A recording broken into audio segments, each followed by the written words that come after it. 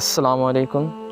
রাসূল সাল্লাল্লাহু আলাইহি ওয়াসাল্লামের একটি হাদিস, সেখানে তিনি বলেন যে তোমরা হিংসা থেকে বাঁচো, কারণ হিংসা হলো মানুষের নেক আমলকে ধ্বংস করে দেয়, যেমন আগুন কাঠকে ধ্বংস করে দেয়। অর্থাৎ আমাদের নেক আমলগুলো ধ্বংস হয়ে যাবে যদি আমাদের অন্তরে হিংসা থাকে। হিংসা কি?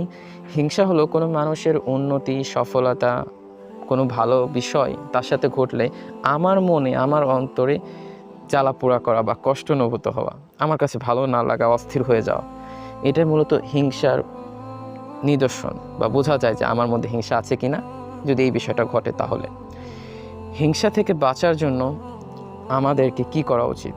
আল্লাহ সুবহানাহু ওয়া তাআলা কোরআনে বলেন যে আমি যাকে চাই তাকে রিজিক বৃদ্ধি করে দেই এবং যাকে চাই তার রিজিক সংকুচিত করে দেই। অর্থাৎ আল্লাহ সুবহানাহু ওয়া তাআলা তাকে যা দিয়েছে তা তার কল্যাণের জন্য দিয়েছে, এবং আমাকে যা দেওয়া হয়েছে তা আমার কল্যাণের জন্য দেওয়া হয়েছে।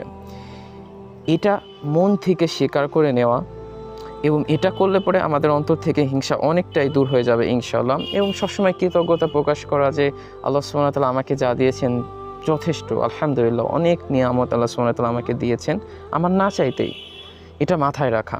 আর এবং আল্লাহ সুবহানাহু ওয়া তাআলা তাকে যা নিয়ামত দিয়েছে এটা তার জন্য কল্যাণকর, তার জন্য পরীক্ষা, এটাও মাথায় রাখা যাতে হিংসা না আসে। এবং যদি অন্য কোনো মানুষ আমার কোনো সফলতা দেখে, আমার কোনো কিছু দেখে হিংসা করে, তাহলে এই হিংসা থেকে বাঁচার জন্য আমাদেরকে সকাল সন্ধ্যা সূরা নাস বা সূরা ফালাক পড়তে হবে। সূরা নাস, সূরা ফালাক সকাল সন্ধ্যা পড়তে হবে নিয়মিত।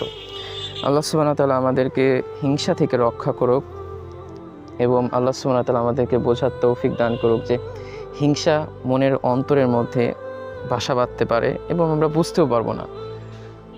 আল্লাহ সুবহানাহু ওয়া তাআলা আমাদেরকে রক্ষা করুক। আমিন। আসসালামু আলাইকুম।